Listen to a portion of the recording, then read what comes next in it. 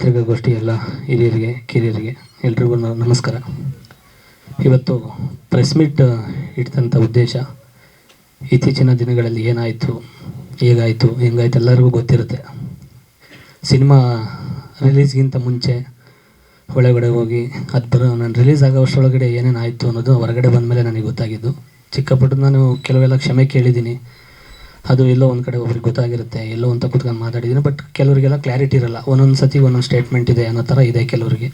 ಅದಕ್ಕಾಗೆಲ್ಲ ಪೂರ್ತಿ ಒಂದು ಕ್ಲಾರಿಟಿ ಕೊಟ್ಟು ನಾಳೆಯಿಂದ ಒಂದು ಹೊಸ ಕೆಲಸನ ಸ್ಟಾರ್ಟ್ ಮಾಡಬೇಕು. ಮತ್ತು ಏನಾರು ದೊಡ್ಡವರೆಲ್ಲ ಆಶೀರ್ವಾದ ಮಾಡಿದರೆ ಮತ್ತೆ ಒಂದು ಸಿನಿಮಾನ ರಿಲೀಸ್ ಮಾಡ್ಸೋಕ್ಕೊಂದು ಅವಕಾಶ ಸಿಗುತ್ತಾ ಅನ್ನೋದೊಂದು ಕೇಳ್ಕೊಳ್ಳೋಕ್ಕೋಸ್ಕರ ಒಂದು ಪ್ರೆಸ್ ಮೀಟ್ ಇಟ್ಟಿರೋದು. ಎಲ್ಲ ಆಡಿಯೋ ಕೇಳಿದ್ದೀರಾ ಅಂತ ಅಂದ್ಕೊಂಡಿದ್ದೀನಿ. ರಿಲೀಸ್ ಒಳಗಡೆ ಹೋದಾಗ ಒಂದು ಕೇಸ್ ಆಗುತ್ತೆ, ಅದಾದಮೇಲೆ ಒಂದು ಜನ ಎಲ್ಲ ಒಂದು ಸ್ವಲ್ಪ ಪ್ಲಸ್ ಮಾಡ್ಕೊತಾರೆ. ಒಂದು 2 ದಿನ 3 ದಿನ ಒಂದು ಒಳ್ಳೆ ಕಲೆಕ್ಷನ್ ಆಗುತ್ತೆ. ಅದಾದಮೇಲೆ ಒಂದು ಸಿನಿಮಾ ಚೆನ್ನಾಗಾಗ್ತಿದೆಯಲ್ಲ ಅಂದ್ಬಿಟ್ಟು ಇನ್ನೊಂದು ಆಡಿಯೋ ಸ್ಟಾರ್ಟ್ ಆಗುತ್ತೆ. ನನ್ನಲ್ಲಿ ಒಂದು ಆಡಿಯೋ ವಿಡಿಯೋ ರೆಕಾರ್ಡ್ಗಳು ಮಾಡೋವಂಥ ಏನಾದ್ರು ತಲೆಯಲ್ಲಿ ಇದ್ದಿದ್ರೆ ನಾನು ಒಂದು 100 ಸಾಕ್ಷಿಗಳು ಹುಟ್ಟಾಗ್ತಿದ್ದೆ. ನಾನು ಆ ಥರ ಕಂಪ್ನಿಗಳು ಯಾವುದು ಓಪನ್ ಮಾಡಿಲ್ಲ. ನನಗೆ ಗೊತ್ತಿರೋದು ಒಂದೇ, ವ್ಯವಸಾಯ, ಒಂದು ಕಲೆ, ಎರಡನ್ನೇ ನಂಬ್ಕೊಂಡು ಬಂದಿರೋದು. ಇದುವರೆಗೂ ನನಗೆ ಬ್ಯಾಕ್ಗ್ರೌಂಡ್ ಅನ್ನೋದು ಏನೂ ಇಲ್ಲ.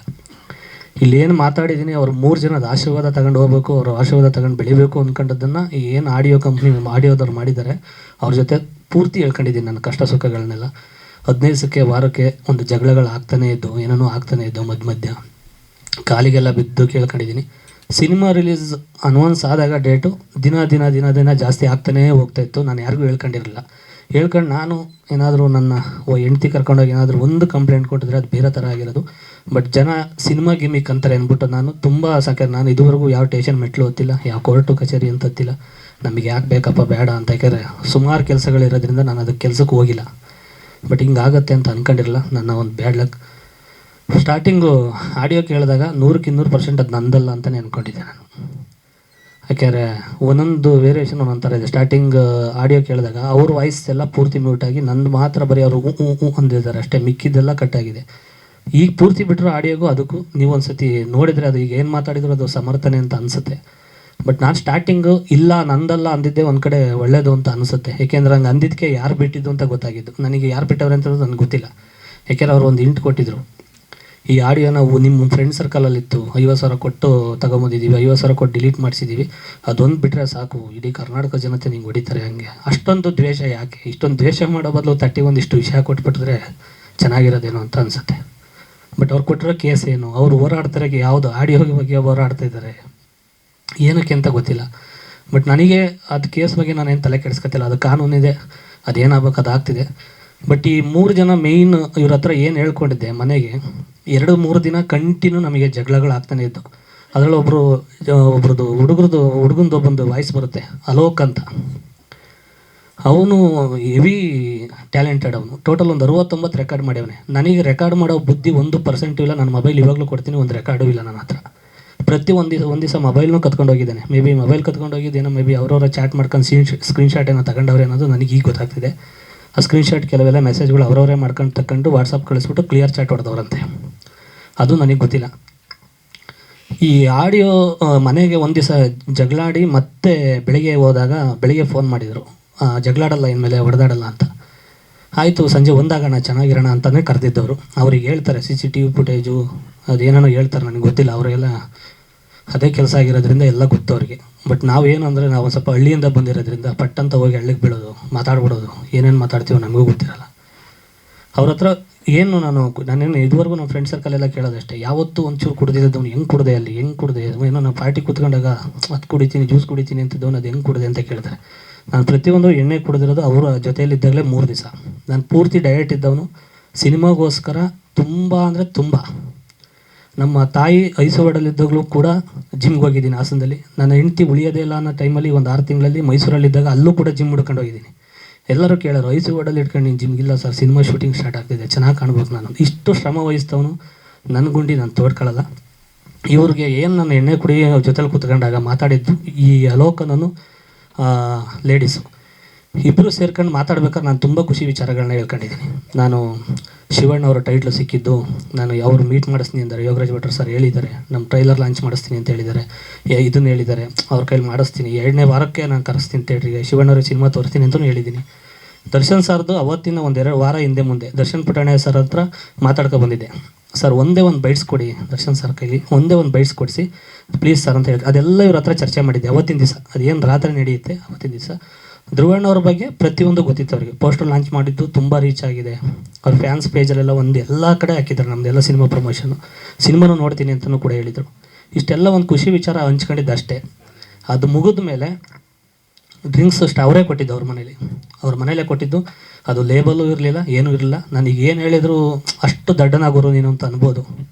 ನಾನು ಹೇಳ್ತಾ ಇದ್ದೀನಿ ಅದರಲ್ಲಿ ಏನೂ ಲೇಬಲ್ ಇರಲ್ಲ. ಅವನೇ ತಂದು ಕೊಟ್ಟಿದ್ದ, ಲೋಕನೋ ಏನಿದ್ದಾನೆ ಅವನೇ ತಂದು ಕೊಟ್ಟಿದ್ದ. ಇವರಿಬ್ಬರಿಗೆ ಒಬ್ಬರು ಲೇಡೀಸ್ ಇದ್ದಾರೆ, ಅವರು ಅದು ನಾನು ಒಂದು ಅಡ್ರೆಸ್ ಇಟ್ಟಿದ್ದೀನಿ, ಅದು ಹೇಳೋದು ಬೇಡ. ಅವ್ರು ಇನ್ನೂ ಬೆಳಕಿಗೆ ಬಂದಿಲ್ಲ, ಆರಾಮಾಗಿ ಗಂಡ ಮಗು ಜೊತೆ ಚೆನ್ನಾಗಿದ್ದಾರೆ. ಅತಿ ಶೀಘ್ರದಲ್ಲಿ ಅವ್ರು ಆಚೆಗೆ ಬರ್ತಾರೆ. ಈಗ ಇವರಿಬ್ರು ಏನು ಮಾಡಿದ್ರು, ಒಂದು 10-10:30 ಹಂಗೆ ಸ್ಟಾರ್ಟ್ ಮಾಡಿದ್ದಷ್ಟೇ. ಅದಾದ್ರ ಮುಂಚೆ ನಾನು ಇವ್ರು 3 ಜನ ಏನು ಹೊಗಳಿದೆ, ಆಗ ಇವರು ಒಂದಿಷ್ಟು ನೆಗೆಟಿವ್ ಮಾತಾಡಿದ್ದಾರೆ. ನೆಗೆಟಿವ್ ವಾ ನಿನ್ನ ಮುಂದೆ ಗುರು ಇವೆಲ್ಲ ಹೇಳಿದ್ದಾರೆ, ಟಾಪ್ ಎಕ್ಸಿದ್ದಾರೆ. ಬಟ್ ನಾನು ಏನೂ ರಿಯಾಕ್ಟ್ ಮಾಡಿಲ್ಲ, ಅದೆಲ್ಲ ರೆಕಾರ್ಡ್ ಮಾಡಿಲ್ಲ. ಇದಾದಮೇಲೆ ಸ್ಟಾರ್ಟ್ ಆಗಿದ್ದಷ್ಟೇ. ನನಗೆ 1% ನೆನಪಿಲ್ಲ. ಯಾಕೆಂದರೆ ಅವನು ಬರೀ ಡ್ರಿಂಕ್ಸ್ ಮಾಡಿಸಿದ್ನು. ಅದಾದಮೇಲೆ ಅವ್ರ ಮನೇಲಿ ಅದೇನೇನು ಪೌಡ್ರ್ ಇಟ್ಟಿದ್ದವನೇ, ಏನೇನು ಕತೆ ಪ್ರೋಟೀನು ಅಂತ ಹೇಳ್ಕತ್ತಾನೆ, ಅದೇನೋ ಗೊತ್ತಿಲ್ಲ ನನಗೆ. ಎಷ್ಟೋ ಸತಿ ಹಾಕ್ಕೊಟ್ಟಿದ್ದೇನೆ ಎಣ್ಣೆಗೆ. ಅದೇನು ಅಂತ ನಾನು ಹೇಳಿದ್ದೀನಿ ನೆನೆ, ಕಂಪ್ಲೇಂಟು ಮಾಡ್ತಾಯಿದ್ದೀನಿ. ಅವ್ರ ಮನೇಲೆಲ್ಲ ಚೆಕ್ಕಿಂಗ್ ಆಗಬೇಕು ಅನ್ನೋದು ಹೇಳಿದ್ದೀನಿ. 10-10:30ಗೆ ಸ್ಟಾರ್ಟ್ ಮಾಡಿದವನು ಬೆಳಗ್ಗೆ ಒಂದು 8:30-9 ಗಂಟೆಗೆ ನಾನು ಆಚೆಗೆ ಬಂದಿರೋದು ಮನೆಗೆ. ಯಾರಾದರೂ ಎಣ್ಣೆ ಕುಡ್ಕೊಂಡು ಮನೆಗೆ ಹೋದಾಗ ಕೇಳಬೇಕು, ಎಲ್ಲ ಹೆಂಡ್ತಿ ಮಕ್ಳಿಗೆ ಫೋನ್ ಮಾಡಬೇಕು. ಒಬ್ಬ ಕುಡ್ಕೊಂಡು ಮನೆಗೆ ಬಂದವನೇ ಬರಮ್ಮ ಕರ್ಕೊಂಡು ಹೋಗಿ ಅನ್ಬೇಕು. ಇಲ್ಲ ಒಬ್ಬಳೇ ಇದ್ದಾಗ ಹೋಗಿದ್ದೆ ಅಂತ ಹೇಳ್ತಾರಲ್ವ, ಸ್ಟೇಷನಿಗೆ ಫೋನ್ ಮಾಡಬೇಕು, ಕುಡ್ಕೊಂಡು ಮನೆಗೆ ಬಂದವನೇ ಅಂತ ಹೇಳಬೇಕು. ಯಾವುದೂ ಇಲ್ಲದೆ ಬೆಳಗ್ಗೆ 8:30-9 ಗಂಟೆಗೆ ಕಳಿಸ್ಬಿಟ್ಟು ನಮಗೆ ಏನು ಬೇಕೆಲ್ಲ ತಗೊಂಡಿದ್ದೀವಿ, ಇನ್ನು ಆರಾಮಾಗಿರು ಅಂದರೆ ಇದೇನು ಅರ್ಥ? ಇದು ವಾಸ್ತವ. ಇದರಲ್ಲಿ ಅವ್ರ ಥರ ನಾನೇನು ಕಟ್ಟುಕತೆ ಕಟ್ಟೋದಾಗಲಿ ಯಾವುದೂ ಕಟ್ತಿಲ್ಲ. ಇದು ಸತ್ಯಾಂಶ ಹೇಳಲೇಬೇಕು ಅಂದ್ಕೊಂಡೆ ನಾನು ಎಲ್ಲ ಕ್ಲಾರಿಟಿ ಕೊಡೋಣ ಅಂತ. ಈಗ ನಾಳಿಂದ ಒಂದು ಒಳ್ಳೆ ಕೆಲಸಗಳು ಸ್ಟಾರ್ಟ್ ಮಾಡಬೇಕು. ಸುಮಾರು ಕೆಲಸಗಳು ಬ್ಯಾಲೆನ್ಸ್ ಇದ್ದಾವೆ, ಎಲ್ಲ ಸ್ಟಾರ್ಟ್ ಮಾಡಬೇಕು. ಹಾಗಾಗಿ ದಿನ ಅವ್ರು ಕೌಂಟ್ರ್ ಕೊಟ್ಟರು, ನಾನೊಂದು ಕೌಂಟ್ರ್ ಕೊಡೋದು, ಅವರೊಂದು ಕೌಂಟ್ರ್ ಕೊಡೋದು, ಅದು ಬೇಡ ಅಂದ್ಬಿಟ್ಟು ಲಾಸ್ಟ್ ಫೈನಲಿಗೆ ಒಂದು ಇವತ್ತು ಮಾತಾಡೋಣ. 3 ಜನ ಏನಾರು ಒಂದು ಆಶೀರ್ವಾದ ಮಾಡಿದರೆ ಮತ್ತೆ ಸಿನಿಮಾನ ರಿಲೀಸ್ ಮಾಡಿಸೋಣ ಅಂತ ಒಂದು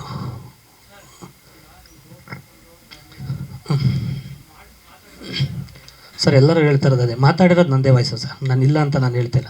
ಆದರೆ ನನಗೆ ಪ್ರಜ್ಞೆ ಇಲ್ಲ.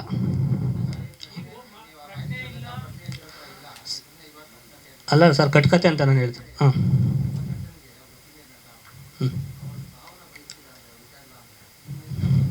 ಸರ್ ನನ್ನ ಮನಸ್ಥಿತಿ ನಾನು ಅಲ್ಲ ಸರ್, ನನ್ನ ಮನಸ್ಸಿಗೆ ನನಗೆ ಇವಾಗಲೂ ನಾನು ಇದೇ ಪಶ್ಚಾತ್ತಾಪ ಪಡ್ತಿರೋದು. ನಾನು ಅವತ್ತಿಂದ 1% ನಾನು ನಿದ್ದೆನೂ ಮಾಡಿಲ್ಲ ಸರ್. ಹಿಂಗೆ ನನ್ನ ಬಾಯಲ್ಲಿ ಬಂತು ಈ ಥರ. ಇಲ್ಲ ಅಂದರೆ ನಾನು ಪಶ್ಚಾತ್ತಾಪ ಪಡಲಿಲ್ಲ ಅಂದರೆ ಸರ್ ಕುಡಿದು ಮಾತಾಡಲ್ಲ. ಆ 4 ಗೋಡೆ ಮಧ್ಯೆ ಏನಾಯಿತು ಅಂತ ನಮ್ಮ 3 ಜನಕ್ಕೆ ಅಷ್ಟೇ ಅಲ್ವಾ ಗೊತ್ತಿರ ಸರ್, ಹೊರಗಡೆ ಏನೂ ಗೊತ್ತಾಗಿರಲ್ಲ.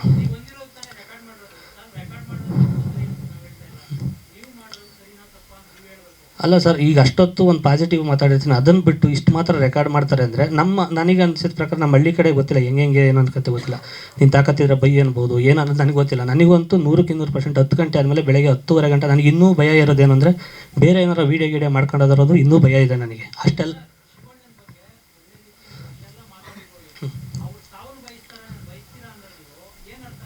ಸರ್, ನಾನು ಯಾವತ್ತೂ ಯಾರಿಗೂ ಸಾವು ಬಯಸುವಂಥ ಅಧಿಕಾರ ಯಾರಿಗೂ ಇಲ್ಲ. ನಾನು ಹಂಗೇನಾದರೂ ಪ್ರಜ್ಞೆ ಇದ್ದು ಉದ್ದೇಶಪೂರ್ವಕವಾಗಿ ಏನಾದರೂ ಮಾತಾಡಿದ್ದಿದ್ರೆ ನಾನು ಸ್ಟೇ ತರೋದೋ ಇಲ್ಲ ಆಡಿಯೋ ಡಿಲೀಟ್ ಮಾಡಿಸೋದೋ ಏನೋ ಒಂದು ಮಾಡ್ತಾಯಿದ್ದೆ ಸರ್. ಅಷ್ಟು ಪ್ರಜ್ಞೆ ಇತ್ತು ನನ್ನ ಮನಸ್ಸಿಂದ ಹೇಳಿದ್ದಿದ್ರೆ. ಇದು ಮನಸ್ಸಿಂದ ಹೇಳಿಲ್ದಿರೋದಕ್ಕೆ ನಾನು ಸುಮ್ಮನಾಗಿದ್ದು. ಬಿಡು ಅದೆಲ್ಲ ಇರಲ್ಲ, ನಾನು ಮಾತಾಡಿರೋಕ್ಕೆ ಚಾನ್ಸೇ ಇಲ್ಲ ಅಂತ ನಾನು ಆ ಒಂದು ಧೈರ್ಯದಲ್ಲೇ ನಾನು ಸಿನಿಮಾ ಆರಾಮಾಗಿ ಪ್ರಮೋಷನ್ ಮಾಡ್ಕೊಂಡಿದ್ದೆ. ಪ್ರಮೋಷನಿಗೆ ಪ್ರತಿಯೊಂದು ಟೈಮಲ್ಲೂ ಫೋನ್ ಮಾಡಿ ಟಾರ್ಚರ್ ಕೊಟ್ಟವ್ರೆ, ಹಂಗಿದೆ ಹಿಂಗಿದೆ, ಊರಲ್ಲಿ ತುಂಬ ಕನ್ಫ್ಯೂಸ್ ಮಾಡಿದರು ಸರ್. ನಾನು ಆ ಥರ ಕುಡ್ಕನೂ ಅಲ್ಲ ಸರ್, ನಾನು ಕುಡಿದೂ ಇಲ್ಲ. 3 ವರ್ಷ ಫುಲ್ಲು ಡಯಟಲ್ಲಿದ್ದೀನಿ. ಯಾರನ್ನಾದರೂ ಕೇಳ್ಕೊಬನ್ನಿ ನಮ್ಮ ಫ್ರೆಂಡ್ ಸರ್ಕಲಲ್ಲಿ.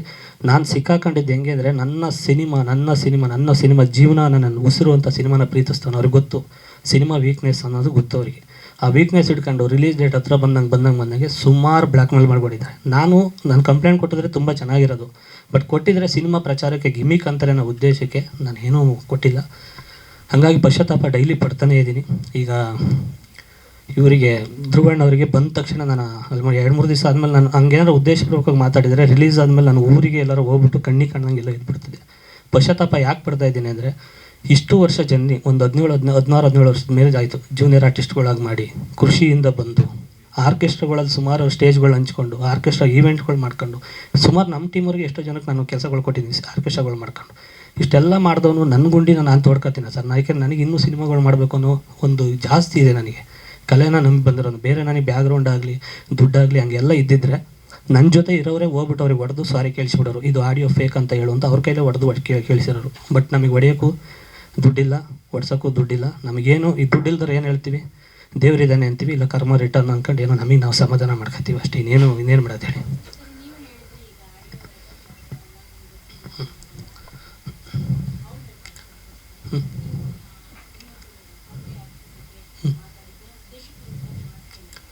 ಉದ್ದೇಶಪೂರ್ವಕವಾಗಿ ಯಾರೂ ಆ ಥರ ಮಾತಾಡಲ್ಲ ಮೇಡಮ್. ನಾನು ಹಿಂಗೇನಾರ ಚಾಕಿಟ್ಟೇನೋ ಒಂದು ಮಾತು ರೆಕಾರ್ಡು ಅವ್ರು ಏನೇ ಸ್ಕ್ರೀನ್ಶಾಟ್ ತೆಗೆದ್ರು ನನ್ನ ಮೊಬೈಲ್ ಲಾಕಿಲ್ಲ ಮೇಡಮ್. ಅವ್ರು ಏನು ಬೇಕಾದರೂ ಮಾಡ್ಕೋಬೋದು. ನನ್ನ ಮೊಬೈಲ್ ಇವಾಗ ರೀಸೆಂಟಾಗಿ ಒಂದು 2 ತಿಂಗಳಿಂದ ಲಾಕಿಟ್ಟಿರೋದು. ಪ್ರತಿಯೊಂದು ಪಕ್ಕ ಪ್ಲ್ಯಾನ್ ಮಾಡಿದ್ದಾರೆ. ಹಂಗೆಲ್ಲ ನಾನು ಪ್ಲ್ಯಾನ್ ಮಾಡೋದಾಗಿದ್ದರೆ ಬೇಜಾನ್ ಸಿಕ್ಕಾಬಟ್ಟೆ ಅವ್ರು ಏನೇನು ಯಾರ್ಯಾರ ಬಗ್ಗೆನೋ ಮಾತಾಡಿದ್ದಾರೆ ಅದೆಲ್ಲ ಮಾಡ್ಬೋದಿತ್ತು. ಬಟ್ ಲಾಕೇ ಇಲ್ಲ ನನಗೆ. ಯಾಕೆಂದರೆ ನಾನು ಒಂದು ಶೋಗೆ ಹೋಗಬೇಕಾದ್ರೆ ಜೊತೇಲಿ ಬಂದಾಗ ನಾನು ಒಂದು ಸ್ಟೇಜ್ ಹೋಗೋದಾಗ ಲೇಡೀಸ್ನ ಕಾರಲ್ಲೇ ಕೂರಿಸೋಯ್ತು, ನಾನು ಮೊಬೈಲು ಅಲ್ಲೇ ಬಿಟ್ಟು ಇರ್ತೀನಿ. ಏನು ಬೇಕಾದ್ರೂ ಅದು ಐಡಿಯಾ ಕೊಟ್ಟೋದೆ ಅವರು, ನನಗೇನು ಗೊತ್ತಿಲ್ಲ. ಅವರೇ ಹೇಳಿದ್ದಾರೆ ಹಿಂಗೆಲ್ಲ ಮೆಸೇಜ್ ಮಾಡಿ ಸ್ಕ್ರೀನ್ಶಾಟ್ ತಗೊಂಡು ಕಳಿಸ್, ಇದೆಲ್ಲ ಮಾಡಿದ್ದಾರೆ. ಯಾವುದು ಮೇಡಮ್? ಆಡಿಯೋ ನಾನು ಬಿಟ್ಟಿರಲಿಲ್ಲ. ಅದು ನನ್ನ ಹೋಗಿ ಇಲ್ಲ, ಕೇಳಿ ನೋಡಿ. ಅವರು ಪ್ರತಿಯೊಂದು ಆಡಿಯೋ ಬಿಟ್ಟಿದ್ದಾರೆ. ಓಕೆನಾ? ನಾನು ಯಾರ್ದು ಮೇಡಮ್? ಅಪ್ಪಣ್ಣವ್ರದ್ದು ಮಾತಾಡಿರೋದು 1 ವರ್ಷ. ಆ್ಯಕ್ಚುಲಿ ಅವ್ರದ್ದು ಹೇಳಿದ್ರೆ ತಪ್ಪಾಗುತ್ತೆ. ಇವರು ಇಬ್ಬರು ಮಧ್ಯನೂ ತಂದಿಟ್ಟಿದ್ದಾರೆ. ನಿನಗೆ ಸೇಫ್ಟಿ ಬೇಕಾಗುತ್ತೆ ಅಂತ ನನಗೂ ಕೊಟ್ಟಿದ್ದಾರೆ. ಅವ್ರ ವೀಡಿಯೋನ ಅಪ್ಪಣ್ಣವ್ರಿಗೂ ಕಳಿಸಿದ್ದಾರೆ. ನನಗೆ ನನ್ನ ವೀಡಿಯೋ ಮಾಡ್ಬಿಟ್ಟು ಅಪ್ಪಣ್ಣ ಉಲ್ಟಾ ಹೊಡಿಬೋದು, ಇದು ನೀನು ಇಡ್ತೀವಿ ಅಂತ ಅವರಿಗೂ ಸೇಫ್ಟಿಯಾಗಿ ಇಟ್ಟಿದ್ದಾರೆ. ನಾನು ನೋಡಿದ್ದೀನಿ ಮೊಬೈಲಲ್ಲಿ ತೆಗೆದು. ಇನ್ನೊಬ್ಬರು ಕಾಮಿಡಿ ಕಿಲ್ಲರು ಒಂದು ಮೆಸೇಜ್ ಮಾಡಿದ್ದಾರೆ. ಅದು 1-1.5 ತಿಂಗಳಲ್ಲಿ ಒಳಗಡೆ ಹೋಗಿದ್ದಾಗ ಮನೆಗೆ ಒಳ್ಳೆ ಟೈಮು, ಬೇಗ ಹೆಣ್ಮಕ್ಳಿದ್ದಾಗ ಬಂದವನು ಅಂದ್ಬಿಟ್ಟು ಬೇಗ ಲಾಕ್ ಮಾಡಿಬಿಟ್ಟು ಪೊಲೀಸರಿಗೆ ಕಂಪ್ಲೇಂಟ್ ಕೊಡು ಅಂತ ಒಬ್ಳು ಮಾಡಿದ್ದಾಳೆ. ಈ ಥರದ್ದೆಲ್ಲ ಒಂದಿಷ್ಟು ನಡೆದಿದೆ ಹಿಂದ್ಗಡೆ ಕೂತಂದ್ರೆ. ಗೊತ್ತಿಲ್ಲ ಸರ್, ಏನೋ ಈಗ ಇಲ್ಲ ಸರ್, ನಾನು ಸರ್ ಸೂಪರ್ ಸ್ಟಾರ್ ಅಲ್ಲ, ಏನೂ ಅಲ್ಲ, ಕಾಮನ್ ಮ್ಯಾನ್. ಗೊತ್ತಿಲ್ಲ ಸರ್, ಕಾಮನ್ ಮ್ಯಾನ್. ಈಗ ಫಸ್ಟ್ನೇ ಸಿನಿಮಾ. ನಾವು ಕೂಡ ಅಂಬೆಗಾಲು ಇಟ್ಕೊಂಡು ಹೋಗ್ಬೇಕು, ದೊಡ್ಡವರ ಆಶೀರ್ವಾದ ತಗೊಂಡು ಬಂದಿರೋದು ಸರ್.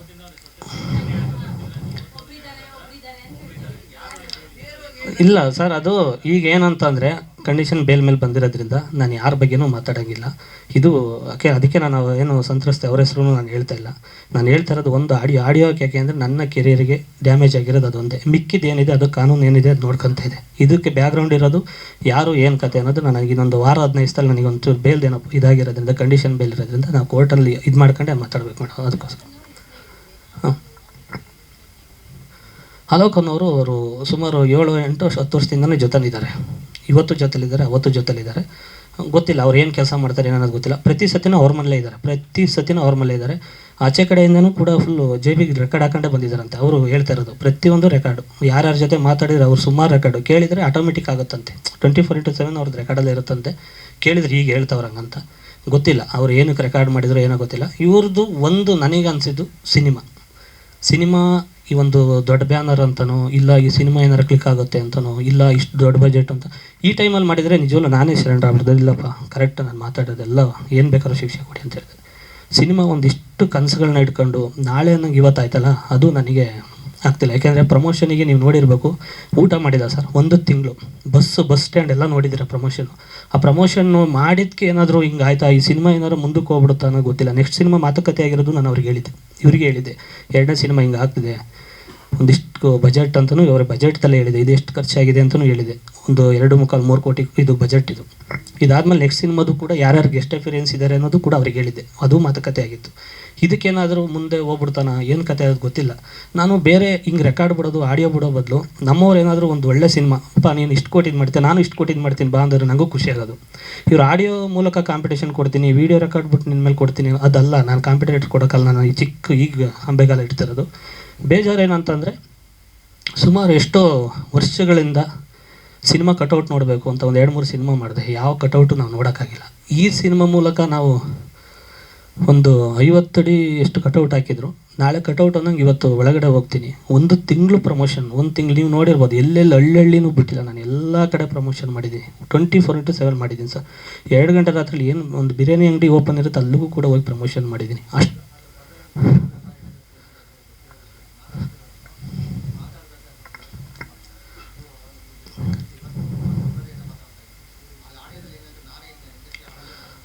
ನನಗೆ ಅಸಹ್ಯ ಆಗ್ತಿದೆ ಸರ್ ರೆಕಾರ್ಡ್ ಕೇಳಿದರೆ. ನನಗೆ ಅನಿಸುತ್ತೆ ಇಷ್ಟೊಂದು ಈ ಥರದ್ದೆಲ್ಲ ನನಗೆ ಅಷ್ಟು ಪ್ರಜ್ಞೆ ಇದ್ದಿದ್ರೆ ನಾನು ನಿಜವಲ್ಲೂ ಡಿಲೀಟ್ ಮಾಡಿಸಿದೆ ಸರ್. ಡಿಲೀಟ್ ಮಾಡಿಸಿದೆ. ನಾನು ಹಾಗೆಲ್ಲ ಇದ್ದಿದ್ರೆ ನಾನು ನಿಜವಲ್ಲೂ 100% ಡಿಲೀಟ್ ಮಾಡಿಸ್ತಿದ್ದೆ, ಮಾತಾಡಿದ್ದೆ ಆಗಿದ್ದಿದ್ರೆ. ಇಷ್ಟೆಲ್ಲ ನನಗೆ ಒಳಗಡೆ ಲಾಕ್ ಮಾಡಿ ಆಚೆ ಕಡೆ ಬಂದು ನಾನು ಏನಾದ್ರು ಸ್ಟೇಟ್ಮೆಂಟ್ ಕೊಟ್ಟಿದ್ರೆ ಸಿನಿಮಾ ಉಳಿಯೋದೇನೋ ಗೊತ್ತಿಲ್ಲ. ಬಟ್ ಒಳಗಡೆ ಹೋದ್ಮೇಲೆ ಇನ್ನೂ ಬೇರೆ ಬೇರೆ ಒಂದೊಂದು ನ್ಯೂಸ್ಗಳು ಬರ್ತಾರೆ. ಯಾರಾದರೂ ಬಂದಾಗ, ಜೈಲಿಗೆ ಒಳಗಡೆ ಬಂದಾಗ, ಹೊಸ ಕೈದಿಗಳು ಯಾರು ಬಂದಾಗ ಹೇಳೋರು ಹಿಂಗೆ ಹೊರಗಡೆ ಹಿಂಗಾಗಿದೆ, ಬ್ಯಾನ್ ಆಗಿದೆಯಂತೆ, ಹಿಂಗಾಗಿದೆ, ಪ್ರತಿಭಟನೆ ಮಾಡ್ತಾವ್ರೆ ಅಂದಾಗ ಸಿಕ್ಕಾಪಟ್ಟೆ ಭಯ ಆಯಿತು. ಏನಪ್ಪ ಇಷ್ಟೊಂದು ಹಿಂಗೆ ಆಗೋಯ್ತಲ್ಲ ಅಂತ. ಬಟ್ ಆದರೂ ಅವ್ರು ಬಿಡ್ತಾನೆ ಇಲ್ಲ. 3ನೇ ವಾರ ಸಿನಿಮಾ ಹೋಗಿದೆ. ನೀವೇ ಎಲ್ಲರೂ ಸಪೋರ್ಟ್ ಮಾಡೋ, ಎಲ್ಲರೂ ಸಿನಿಮಾನು 3ನೇ ವಾರಕ್ಕೆ ಹೋಗ್ತಿತ್ತು ಇಲ್ವೋ ಗೊತ್ತಿಲ್ಲ. ದೊಡ್ಡವರು ಆಶೀರ್ವಾದ ಮತ್ತು ಅವ್ರು ರಿಯಾಕ್ಟ್ ಮಾಡಿದ್ರೆ ಸಿನಿಮಾ 1ನೇ ವಾರಕ್ಕಲ್ಲ 2 ದಿವಸಕ್ಕೂ ನಿಲ್ಲಿಸೋರು. ಯಾರೂ ರಿಯಾಕ್ಟ್ ಮಾಡಿದೆ, ಎಲ್ಲರೂ ಸಿನಿಮಾ ಟೈಮಲ್ಲಿ ಬಂದಿರೋದ್ರಿಂದ ಎಲ್ಲರೂ ಸಮಾಧಾನದಿಂದ ಸಪೋರ್ಟ್ ಮಾಡಿದ್ರು. ಎಲ್ರಿಗೂ ಥ್ಯಾಂಕ್ ಯು. ಆಮೇಲೆ ಇದು ಬ್ಯಾನ್ ಅಂತ ಅಂದಾಗ ಒಂದು ಕಡೆ ಭಯ ಆಯಿತು. ಉಮೇಶ್ ಬಣಕಾರ್ ಸರ್ ಹತ್ರ ಹೋದೆ, ಹಿಂಗೆ ಆಯ್ತಣ ಅಂತ ಎಲ್ಲ ಕೆಲವು ತೋರಿಸ್ದೆ. ನಂದು ಮೆಸೇಜ್ಗಳು ಮಾಡಿರೋದು, ರಿಪ್ಪು ಮಡೆನೂರು ಮುನ್ ಅಂತ ಒಂದು ಫೋಟೋ ಮಾಡಿದ್ದಾರೆ, ಅದನ್ನು ತೋರಿಸ್ತೆ ಅವ್ರಿಗೆ. ಹಿಂಗೆಲ್ಲ ಆಗಿದೆ, ಯಾವ ಡೇಟಿಗೆ ಯಾವ ಟೈಮಿಂಗ್ಸಿಗೆ ಮೆಸೇಜ್ ಮಾಡಿದ್ದಾರೆ, ನಮಗೇನು ಬೇಕೆಲ್ಲ ತಗೊಂಡಿದ್ದೀವಿ ಅಂತಿರೋದು ಪ್ರತಿ ಅಣ್ಣ. ಅದೇನು ಅಂತ ನನಗೂ ಇವಾಗ ಗೊತ್ತಿಲ್ಲ. ಇಷ್ಟೊಂದು ಅಂದರೆ ಅದ್ರ ಬದಲು ಸುಮ್ಮನೆಗೆ ಏನೋ ವಿಷ ಕೊಟ್ಟಿದ್ರೆ ಏನೋ ಜೀವನ ಚೆನ್ನಾಗಿರೋದು. ಯಾರು ಅವನು ಜೊತೆಲಿರೋನು ಕಲಾವಿದ ಅಲ್ಲ. ಕಲಾವಿದ್ರೆ ನಾನು ಅದನ್ನೇ ಹೇಳಿದ್ದವರಿಗೆ, ಈ ಆಡಿಯೋ ವಿಡಿಯೋ ರೆಕಾರ್ಡ್ಗಳು ಮಾಡ್ಕೊಳ್ಳೋ ಬದಲು ಒಂದು ಸಿನಿಮಾ ಮಾಡಿದ್ರೆ ನಮಗೂ ಒಂದು ಖುಷಿ ಆಗುತ್ತಲ್ಲ. ನಮ್ಮ ಜೊತೆ ಇರೋರು ಬಾರಪ್ಪ ಒಂದು ಕಲೆಯಲ್ಲಿ ಏನೋ ಒಂದು ಮಾತಾಡೋಣ ಬಾ, ಕಲೆ ವಿಚಾರದಲ್ಲಿ ಏನೋ ಮಾಡೋಣ ಬಾ. ಬರೀ ವೀಡಿಯೋ ಬಿಡ್ತೀನಿ, ರೆಕಾರ್ಡ್ ಬಿಡ್ತೀನಿ, ವೀಡಿಯೋ ಬಿಡ್ತೀನಿ ಅಂದರೆ ನಾವು ಆ ಕೆಲಸ ಮಾಡೋಕ್ಕೆ ಬಂದಿಲ್ಲ ಸರ್. ನಾವು ಕಲೆ ನಮ್ಮ ಬಂದಿದ್ದೀವಿ. ಎಲ್ಲೋ ನನ್ನ ಹಣೆ ಬರೋ ತುಂಬ ಕೆಟ್ಟದಾಗಿತ್ತು ಅನಿಸುತ್ತೆ. ಏನು ದೃಷ್ಟಿಗೋ ಏನಕ್ಕೋ ಏನಾಯ್ತೋ ಗೊತ್ತಿಲ್ಲ. ಈಗ ಹೋಗಿ ಸಿಗಾಕೊಂಡಿದ್ದೀನಿ. ಇವತ್ತು ನಾನು ದಿನ ಅನುಭವಿಸ್ತಾ ಇದ್ದೀನಿ, ಪಶ್ಚಾತ್ತಾಪ ಪಡ್ತಾಯಿದ್ದೀನಿ. ನಾನು ಉದ್ದೇಶಪೂರ್ವಕ ಅಂದಿದ್ರೆ ನಾನು ಇಲ್ಲ ಸರ್ ಏನೋ ಅಂದಿದ್ದೀನಿ ಅಂದ್ಬಿಟ್ಟು ನಾನು ಕಣ್ಣಿಗೆ ಕಾಣಿಸ್ಕೊತಿರಲ್ಲ ಸರ್, ಎಲ್ಲ ಹೋಗ್ಬಿಡ್ತಿದ್ದೆ ನಾನು. ನಾನು ಆ್ಯಕ್ಚುಲಿ ಆಚೆಗೆ ಬಂದಾಗಲೂ ಅನ್ಕೊಂಡೆ ಕಾಣಿಸಬಾರ್ದು ಬೇಡಪ್ಪ ಅಂತ. ಬಟ್ ನಾನು ಕಲೆ ನಂಬೇ ಬಂದಿರೋದು, ಬೇರೆ ಕೆಲಸ ನಾನು ಮಾಡೋಕ್ಕಾಗಲ್ಲ ಸರ್.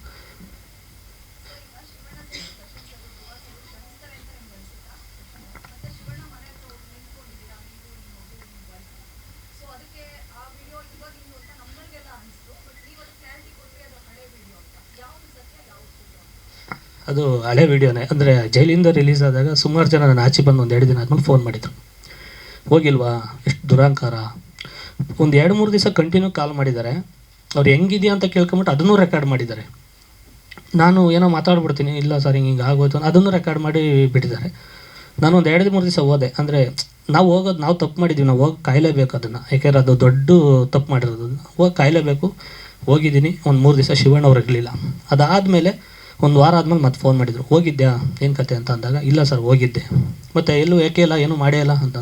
ಇಲ್ಲ ಸರ್ ಹೋಗಿದ್ದೆ. ಮತ್ತು ಹೋಗಿರೋದನ್ನ ಹಾಕು ಎಲ್ಲಾದರೂ ಗೊತ್ತಾಗುತ್ತೆ ಹಂಗೆ.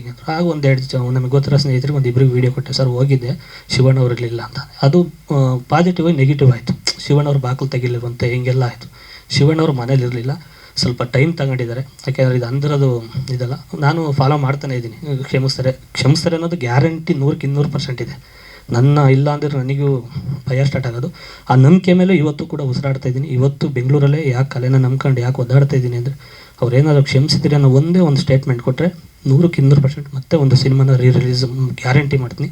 ಅವ್ರು ಏನಾರು ಇಲ್ಲ ಅಂತ ಅನ್ನಲ್ಲ ಅನ್ನೋದು ಗ್ಯಾರಂಟಿ ಇದೆ. ಇಲ್ಲ ಮೇಡಮ್, ಅವರು ಒಂದು 3-4 ಜನ ಮೀಟ್ ಮಾಡಿದೆ. ಅವರು ಡೆವಿಲಿನ ಹೊರಗಡೆ ಶೂಟಿಂಗ್ ಹೋಗಿದ್ದಾರೆ ಅಂತ ಅಂದರು. ಬಟ್ ಅವ್ರದ್ದು ಸೆಲೆಬ್ರಿಟಿಗಳು ಏನು ಫ್ಯಾನ್ಸ್ ಎಲ್ಲ ಇದ್ದಾರೆ, ಅವರೆಲ್ಲರೂ ಸುಮಾರು ಇನ್ಸ್ಟಾದಲ್ಲಿ ಸಿಕ್ಕಾಬಟ್ಟೆ ಮೆಸೇಜ್ ಮಾಡಿದ್ದಾರೆ ಸರ್. ನಮ್ಮ ಒಳ್ಳೊಳ್ಳೆ ಮೆಸೇಜ್ ಮಾಡಿದ್ದಾರೆ, ಬೈದು ಇದ್ದಾರೆ. ಬೈದು ಅಂದರೆ ಕೆಟ್ಟದಾಗೇನು ಬೈದಿಲ್ಲ. ಅಪ್ಪ ತಲೆನೇ ಕೆಡ್ಸ್ಕೊಬೇಡ, ನಮ್ಮ ಬಾಸ್ ಬಿದ್ದಿದೆಯಾ ಗೊತ್ತು, ನಮಗೆ ಹೇಳ್ಕೊಟ್ರೋದು ಒಂದೇ, ಕೈ ಹಿಡ್ದು ಎತ್ತು ಅಂತಲೇ ಹೇಳ್ಕೊಟ್ರೋದು. ಯಾರು ನಿಮಗೆ ಆಳಿ ಒಂದು ಕಲ್ಲು ಹಾಕು ಅಂತ ಹೇಳಿಲ್ಲ. ನೀನು ಮುಂದಕ್ಕೆ ಬದಲಾಗೋ, ತಲೆ ಕೆಡ್ಸ್ಕೊಬೇಡ, ನಾವೆಲ್ಲ ಫ್ಯಾನ್ಸ್ ಏನಿದ್ದೀವಿ ಸಪೋರ್ಟ್ ಮಾಡ್ತೀವಿ. ಬಾಸ್ ಇದನ್ನು ತಲೆಗೂ ಹಾಕೊಂಡಿಲ್ಲ. ಅವ್ರು ರಿಯಾಕ್ಟ್ ಮಾಡಿದರೆ ಬೇರೆ ಥರನೇ ಆಗೋದು. ಅವ್ರು ಇದಕ್ಕೆ ತಲೆನೇ ಕೆಡ್ಸ್ಕೊಂಡಿಲ್ಲ, ಅವ್ರ ಪಾಡಿಗೆ ಅವ್ರು ಬ್ಯುಸಿ ಅವ್ರೆ ಅಂತ ಅಂದರು. ಅದಕ್ಕಾಗಿ ನಾನು ಒಂದು 3 ಸತಿ ಮೀಟ್ ಮಾಡೋಕ್ಕೆ ಟ್ರೈ ಮಾಡಿದೆ, ಆಗಿಲ್ಲ. ಇನ್ನು ಧ್ರುವಣ್ಣ ಅವರಿಗೆ ಒಂದೇ ಒಂದು ಮೆಸೇಜ್ ಆಗ್ತೆ, ಅಲ್ಲಿಂದಲೇ ನನಗೆ ಒಂದು ಪಾಸಿಟಿವ್ ವೈಪದಿಲ್ಲ. ನಾನು ಬೆಂಗಳೂರು ಬಿಟ್ಟು ಹೋಗ್ಬೇಡ ಊರಿಗೆ ಅಂತಲೇ ಅಂದ್ಕೊಂಡಿದ್ದೆ. ಧ್ರುವಣ್ಣವರೇ ಮೆಸೇಜ್ ಮಾಡಿದಾಗ ರಿಪ್ಲೈ ಮಾಡಿದರು, ನೀನು ದರ್ಶನ್ ಸರ್ ಹತ್ರ ಸೀನಿಯರು ಮತ್ತು ಶಿವಣ್ಣವ್ರ ಹತ್ರ ಕೇಳು, ನಂದು ಬಿಡು, ತಲೆ ಕೆಡ್ಸ್ಕೊಬೇಡ ಅಂದರು. ಆಮೇಲೆ ಅಣ್ಣ ಸಿನಿಮಾನ ರಿಲೀಸ್ ಮಾಡಬೇಕು ಅಂತ ಅಂದ್ಕೊಂಡಿದ್ದೀನಿ. ಅವರಿಬ್ಬರ ಹತ್ರ ಕೇಳು, ನಾನು ಆ ಟೈಮಲ್ಲಿ ರಿಲೀಸ್ ಆಗೋ ಟೈಮಲ್ಲಿ ಏನು ಬೈಟ್ಸ್ ಬೇಕಾ ಏನು ಬೇಕಾ ಅದು ಮಾಡಿಕೊಡ್ತೀನಿ, ತಲೆ ಕೆಡಿಸ್ಕೊಬೇಡ ಅಂತ. ಅವಾಗ ಒಂಚೂರು ಧೈರ್ಯ ಬಂತು. ಈಗ ಎಲ್ಲರೂ ಸಪೋರ್ಟ್ ಮಾಡಿದ್ದಾರೆ ನನಗೆ. ಇವರು ಫ್ಯಾನ್ಸ್ ಅಲ್ಲ, ಈ ಸಿನಿಮಾಕ್ಕೆ ಶಿವಣ್ಣವ್ರ ಫ್ಯಾನ್ಸು ಸಪೋರ್ಟ್ ಮಾಡಿದ್ದಾರೆ. ಇಡೀ ನಮಗೆ ದರ್ಶನ್ ಸರ್ದು ಫುಲ್ ಅವ್ರ ಫ್ಯಾನ್ಸು. ನಮ್ಮ ಮನೆ ಕಟ್ಬೇಕಾದ್ರೆ 69,000 ರೂಪಾಯಿ ಮನೆಯೂ ವೀಡಿಯೋ ಬಿಟ್ಟಿದ್ದೆ. 69,000 ವೆಟ್ರಿಫೈಡು ಕೂಡ ಮನೆ ಕೊಡಿಸಿದ್ದಾರೆ. ಅಷ್ಟು ಫ್ಯಾನ್ಸ್ಗಳು, ಅಷ್ಟು ನಮ್ಮ ಸಿನಿಮಾ ಟೈಮಲ್ಲಿ ಬ್ಯಾನರು ಹಾಕಿದ್ದಾರೆ ಅವ್ರ ಫ್ಯಾನ್ಸು. ಇನ್ನು ಧ್ರುವಣ್ಣ ಅವ್ರ ಫ್ಯಾನ್ಸ್ ಪೂರ್ತಿ ಪೋಸ್ಟರ್ ಲಾಂಚ್ ಮಾಡಿಕೊಟ್ಟಿದ್ದಾರೆ. ಧ್ರುವಣ್ಣ ಅವ್ರ ಫ್ಯಾನ್ಸ್ ಎಲ್ಲ ಪೇಜಲ್ಲೆಲ್ಲ ಹಾಕ್ಬಿಟ್ಟು ನನ್ನ ಸಿನಿಮಾ ಪ್ರಮೋಟ್ ಮಾಡಿಕೊಟ್ಟಿದ್ದಾರೆ. ಇನ್ನು ಅದನ್ನು ಆ ಋಣ ನಮ್ಮ ಮೇಲೆ ಐತಿ ಜಾಸ್ತಿ. ಯಾಕೆಂದ್ರೆ ಅವ್ರ ಮನೆಗೆ ಹೋದಾಗ ನೀರು ಕುಡಿದು ಕೂರಿಸಿ ಅಷ್ಟೆಲ್ಲ ಮಾತಾಡಿದ್ದಾರೆ. ಅವ್ರು 3 ಜನನ ಯಾರನ್ನು ಗೌರವಿಸ್ತಾ ಇದ್ದೇನೋ ಅವರಿಗೆ ಒಂಥರ ನಾನು ಉಲ್ಟಾಗಿ ಮಾತಾಡಿರೋ ಥರ ಆಗಿದೆ ಈಗ. ಬಟ್ ಆಗಿದೆ, ಅದು ಆಗಬಾರ್ದಿತ್ತು. ದಯಮಾಡಿ ಇಲ್ಲಿಂದಲೇ ಅವ್ರ ಪಾದಾರವಿಂದಕ್ಕೆ ಕ್ಷಮೆ ಕೇಳ್ತೀನಿ. ದಯಮಾಡಿ ಕ್ಷಮಿಸಿ. ಯಾಕೆಂದರೆ ಇವರಿಬ್ಬರಿಗೆ ಏನು ಅಂದಿದ್ದೀನಿ ಅದು ನನಗೆ ಬೇಜಾರಾಗ್ತಿದೆ. ಶಿವಣ್ಣವ್ರಿಗೆ ಅಂದಿರೋದು ತುಂಬ ಹರ್ಟ್ ಆಗ್ತದೆ. ನನಗೆ ವಾಯ್ಸ್ ಕೇಳಿದರೆ ಏನಪ್ಪ ಇಷ್ಟೆಲ್ಲ ಹಿಂಗೆಲ್ಲ ಮಾತಾಡಿದ್ದೇನಲ್ಲ ಅಂತ ಅನಿಸ್ತಿದೆ.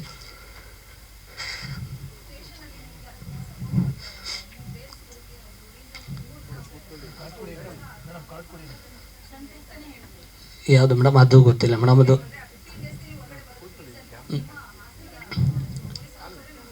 ಮೇಡಮ್ ಸಾಕ್ಷಿ ಆಧಾರಗಳು ಏನಿದೆ ಅದನ್ನು ನಮ್ಮ ಶಾರದಾ ಮೇಡಮ್, ನಮ್ಮ ನವೀನ್ ಸರು ಕೊಟ್ಟಿದ್ದಾರೆ ಕೋರ್ಟಿಗೆ.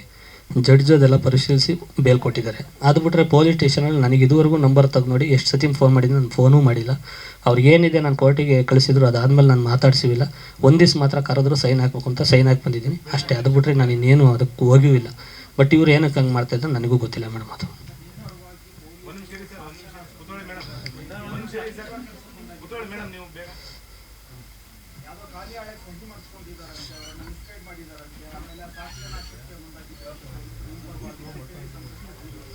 ಗೊತ್ತಿಲ್ಲ ಸರ್. ಅದು ನಾನು ಅದ್ರ ಬಗ್ಗೆ ನಾನು ಏನೂ ಇದು ಮಾಡಿಲ್ಲ. ಏಕೆಂದರೆ ನಾನು ರಿಲೀಸ್ ಆದಮೇಲೆ ಸುಮಾರು ಕೆಲಸಗಳು ಬ್ಯಾಲೆನ್ಸ್ ಉಳಿದಿದ್ದು.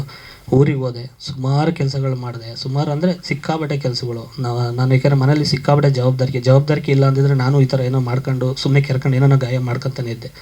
ಬಟ್ ಊರಿಗೆ ಹೋಗಿ ಸಿಕ್ಕಾಬಟ್ಟೆ ಕೆಲಸ ಮಾಡಿದ್ದೆ. ನಾನು ರೈತ ಅಂತ ತೋರಿಸ್ಕೊಳ್ಳೋದಾಗಲಿ ಇದು ಮಾಡೋದಾಗಲಿ ಇಲ್ಲ. ಇವತ್ತು ಕೂಡ ನಾನು ಸಿನಿಮಾ ಸ್ಟಾರ್ಟ್ ಮಾಡಿದ್ಮೇಲೆ 2 ವರ್ಷ ನಾನು ಜಮೀನು ಕೆಲಸನೇ ಮಾಡಿಲ್ಲ.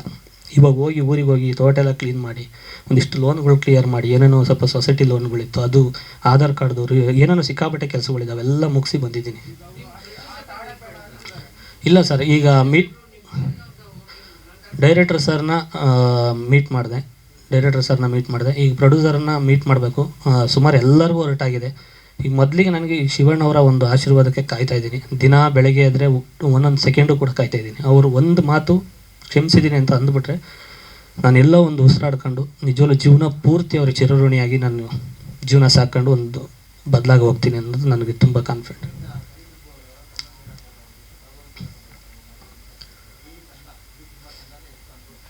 ಸರ್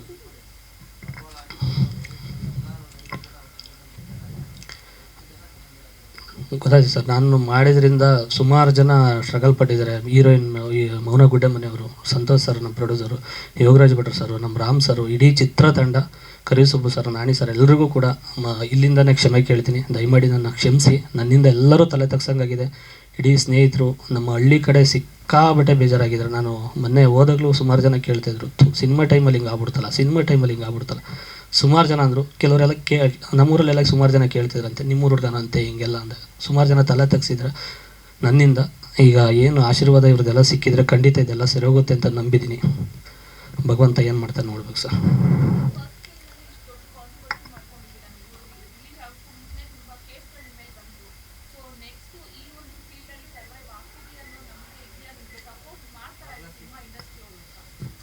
ಮೇಡಮ್ ಮಾಡ್ತಾರೆ ಅನ್ನೋದೊಂದು ಗ್ಯಾರಂಟಿ ಇದೆ. ತಪ್ಪಿಗೆ ಒಂದು ಕ್ಷಮೆ ಇದ್ದೇ ಇರುತ್ತೆ. ಆದರೆ ಇದು ದೊಡ್ಡ ತಪ್ಪೆ. ನಾನು ಚಿಕ್ಕ ತಪ್ಪು ದೊಡ್ಡ ತಪ್ಪು ಅಂತ ನಾನು ಹೇಳ್ತಿಲ್ಲ. ದೊಡ್ಡ ತಪ್ಪು ಮಾಡಿದ್ದೀನಿ, ಅದಕ್ಕೆ ಕ್ಷಮಿಸ್ತಾರೆ ಅನ್ನೋ ಗ್ಯಾರಂಟಿಲೇ ದಿನ ಒಂದೊಂದು ಸೆಕೆಂಡು ಕೂಡ ಕಾಯ್ತಾ ಇದ್ದೀನಿ. ಈಗ ಶಿವಣ್ಣವರು ಒಂದೇ ಒಂದು ಕ್ಷಮಿಸಿದ್ದೀನಿ ಅಂತ ಅಂದರೆ ಖಂಡಿತ ಒಂದು ರಿಲೀಸ್ ಆದರೆ ಸಿನಿಮಾ ಒಂದು ಒಳ್ಳೇದಾಗೇ ಆಗುತ್ತೆ. ಏಕೆಂದರೆ 3 ವಾರ ಹೋಗಿರೋಂಥ ಸಿನಿಮಾ ಮತ್ತೆಲ್ಲೋ ಒಂದು ಕಡೆ, ಯಾಕೆಂದರೆ ಸಿನಿಮಾ ಚೆನ್ನಾಗಿದೆ ನೀನು ಹಿಂಗೆ ಮಾಡ್ಕೊಂಬಿಟ್ಟಿಲ್ಲ ಅಂತಲೇ ಎಲ್ಲ ಕಡೆ ಹೇಳಿರೋದು. ಸಿನಿಮಾ ಚೆನ್ನಾಗಿಲ್ವಂತೆ ಅಂತ ಎಲ್ಲಿ ಹೇಳಿಲ್ಲ. ಮತ್ತೆ ರಿಲೀಸ್ ಆದರೆ ಖಂಡಿತ ಆ ಕ್ರೆಡಿಟು ನನ್ನ ಜೀವನದ ಭವಿಷ್ಯ ಏನಾರ ಬದಲಾದರೆ ಈ 3 ಜನಕ್ಕೆ ಹೋಗುತ್ತೆ ಮೇಡಮ್ ಕ್ರೆಡಿಟ್. ಇಲ್ಲಿಂದ ನಾನು ನಾಳೆಯಿಂದ ಶಿವಣ್ಣವರ ಬರ್ತ್ಡೇ ಇಲ್ಲಿಂದನೇ ವಿಶ್ ಮಾಡ್ತೀನಿ. ಅಣ್ಣ ನಿಮಗೆ ಹುಟ್ಟುಹಬ್ಬದ ಶುಭಾಶಯಗಳು. ಈ ಬಡ ಕಲಾವಿದ ದಯಮಾಡಿ ತಪ್ಪು ಮಾಡಿದ್ದೀನಿ, ನನ್ನ ಆಯಸ್ಸು ಕೂಡ ನಿಮಗೆ ಕೊಡಲಿ ಅಣ್ಣ. ಇಡೀ ಫ್ಯಾಮಿಲಿ ಎಲ್ಲರೂ ಕೂಡ ಬೇಜಾರಲ್ಲಿದ್ದಾರೆ, ದಯಮಾಡಿ ಕ್ಷಮಿಸಿ. ನಾನು ಯಾಕೆಂದರೆ ನಾನು ಕೃಷಿ ಒಂದು ಆರ್ಕೆಸ್ಟ್ರಾ ಈ ನಂಬ್ಕೊಂಡು ಬಂದಿರೋನು, ನನಗೆ ಯಾವ ಬ್ಯಾಕ್ಗ್ರೌಂಡು ಇಲ್ಲ. ನಿಮ್ಮಂಥವ್ರು ಆಶೀರ್ವಾದ ಪಡೆದು ಬೆಳಿಬೇಕು ಅಂತ ಬಂದೆ, ಒಂದು ಷಡ್ಯಂತ್ರಕ್ಕೆ ಬಲಿಯಾಗಿದ್ದೀನಿ. ದಯಮಾಡಿ ಕ್ಷಮಿಸಿ ಅಣ್ಣ.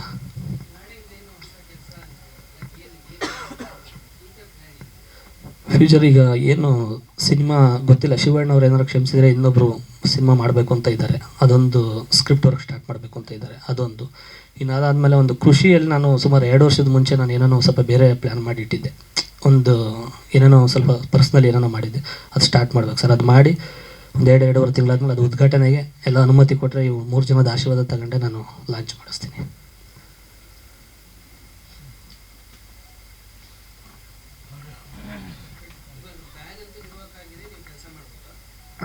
ಹ್ಞೂ ಸರ್, ಕೆಲಸ ಅಂದರೆ ಉಮೇಶ್ ಅಣ್ಣವರು ಮನೇಲೆ ಹೇಳಿದರು, ಮತ್ತೆ ತಪ್ಪು ಮಾಡಿದರೆ ಪಕ್ಕಾ ಬ್ಯಾನು, ಇನ್ಮೇಲೆ ಹುಷಾರಾಗಿ ಹೆಜ್ಜೆ ಇಡು, ಕೆಲಸ ಮಾಡ್ಕೊಂಡು ಹೋಗು ಅಂತ ಹೇಳಿದ್ದಾರೆ. ನಾನು ಈ ಮೂಲಕ ಉಮೇಶ್ ಅಣ್ಣವ್ರಿಗೆ ಥ್ಯಾಂಕ್ಸ್ ಹೇಳಲೇಬೇಕು, ಮತ್ತು ನಮ್ಮ NR ರಮೇಶ್ ಅಣ್ಣವ್ರಿಗೆ ಎಲ್ರಿಗೂ ಕೂಡ ಥ್ಯಾಂಕ್ ಯು ಸೊ ಮಚ್. ಒಂದು ತಪ್ಪಾಗಿದೆ, ಇನ್ನೊಂದು ಕಡೆ ಒಂದು ಕಟೌಟ್ ನೋಡಿದ್ವಲ್ಲ, ಅದು ಈ ದೊಡ್ಡ ತಪ್ಪು ಇಲ್ಲ ಅಂತ ನಾನು ಹೇಳ್ತಿಲ್ಲ. ಇಷ್ಟೊಂದು ಆ ಒಂದು ಕಟೌಟ್ ನೋಡಿದೆ ಒಳಗಡೆ ಹೋಗಿ ಬರೋಷ್ಟರೊಳಗೆ ಕಟೌಟ್ ಕಿತ್ತಾಕ್ತಾರೆ. ನಾನು ಸಿನಿಮಾನೂ ನೋಡಿಲ್ಲ ಸರ್.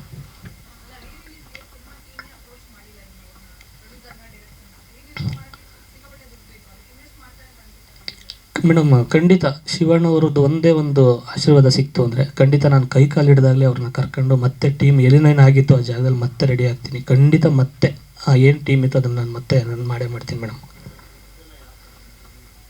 ರಿಲೀಸ್ ನಾನು ಸಂತೋಷ್ ಸರ್ ಹತ್ರನೇ ಮಾತಾಡಬೇಕು ನಮ್ಮ ಹತ್ರ. ಅಂದರೆ ಅವ್ರಿಗೆ ಬೇಜಾರಾಗಿರೋದು ಇವರು 3 ಜನ ಖಂಡಿತ ನಾನು ಯಾಕಂದ್ರೆ ಅವ್ರನ್ನ ಯಾಕೆ ಮೀಟ್ ಮಾಡಿಲ್ಲ ಅಂದರೆ, ಫಸ್ಟ್ ಇಲ್ಲಿ ಇವ್ರ ಆಶೀರ್ವಾದ ಸಿಗದೆ ನಾನು ಅಲ್ಲೋಗಿ ಮೀಟ್ ಮಾಡೋಕ್ಕಾಗಲ್ಲ. ಇವ್ರ ಆಶೀರ್ವಾದ ಸಿಕ್ತು ಅಂದರೆ ಬರೀ ಇಷ್ಟು ಜನ ಫ್ಯಾನ್ಸ್ ನೋಡಿದರೆ ಸಿನಿಮಾ ಚೆನ್ನಾಗಿ ಆಗ್ಬಿಡುತ್ತೆ. ನನಗೇನು ಈಗ ಎಲ್ಲರ ಫ್ಯಾನ್ಸು ನೋಡ್ತಾರೆ, ಬಟ್ ನನ್ನ ಫ್ಯಾನ್ಸ್ ಅನ್ನೋ ಥರ ಯಾರೂ ಇಲ್ಲ, ಎಲ್ಲರೂ ಸ್ನೇಹಿತರು ಫ್ರೆಂಡ್ಸ್ ಇರೋದು. ಬಟ್ ಎಲ್ಲ ಚಿತ್ರರಂಗದಲ್ಲಿ ಏನು ಹೀರೋಗಳಿದ್ದಾರೆ ಎಲ್ಲರಲ್ಲೂ 5% ಫ್ಯಾನ್ಸ್ ಸಿನಿಮಾ